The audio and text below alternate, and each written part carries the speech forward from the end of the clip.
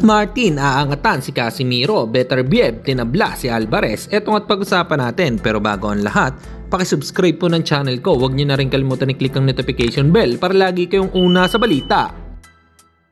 Pag-usapan nga po natin mga kaboxing, isa pa nating pambato na si Dave Apolinario ay muling magbabalik aksyon para sagupain ang Chinese fighter na si Long Yi-Hu.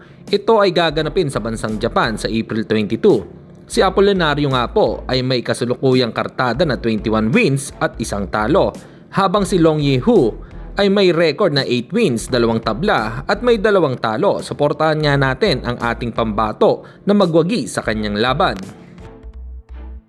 Samantalang nakapokus naman si Arthur Beterbiev sa pangalawang paghaharap nila ni Dmitry Bivol sa February 22. Natanong nga si Beterbiev kung interesado siyang labanan si Canelo Alvarez. Ang sagot nga dito ni Beterbiev ay hindi siya interesado kay Alvarez, hindi niya daw ito kailangan.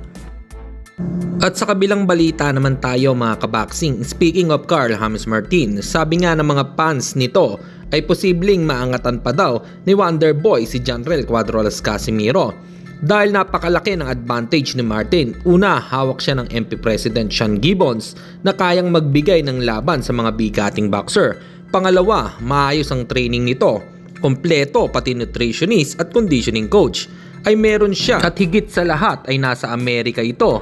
Magandang pasilidad at nakakapag-focus sa pag-ensayo. Habang si Casimiro ay wala pa daw promoter. Well, sa ngayon ay tahimik pa din ang Casimiro team, baka bigla na lang silang manggulat at meron na palang paparating na laban ngayong taon at tinatago lang na nakahanap na sila ng promoter. Ito ay aking opinion lang. Para sa inyo mga kaboxing, ano po masasabi nyo rito? Comment lang kayo sa ibaba. Hanggang dito na lang muna ang ating balita. Dito na lang ang aking boxing news report. Babu!